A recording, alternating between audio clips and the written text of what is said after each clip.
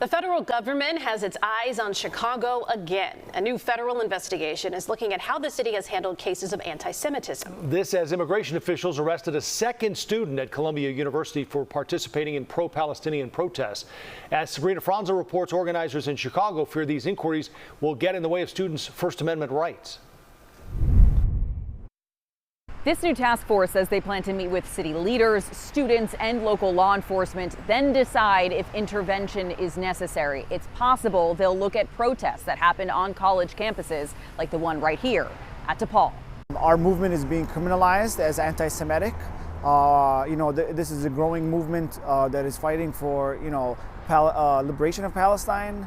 They want the end of the occupation and the end of Zionism, and it's being criminalized and demonized as anti-Semitic. Hussam Marajda helped to organize the DePaul University encampment, which he says was necessary.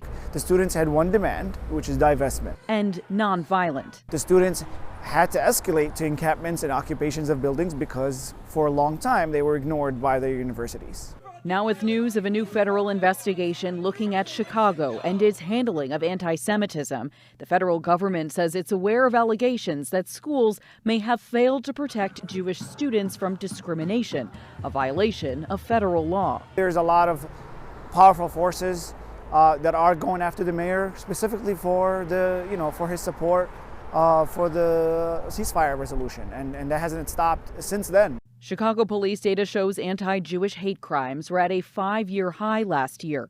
Their data doesn't detail where those crimes happened. Universities need to be held to account. If they have rules, they need to enforce those rules.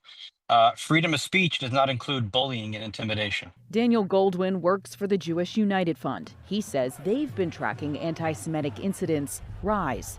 If the federal government's going to take this seriously, and they're going to help schools and institutions take it seriously, things get better. Outside Chicago, the task force says they're also investigating New York, LA, and Boston. We're in Lincoln Park. Sabrina Franza, CBS News, Chicago.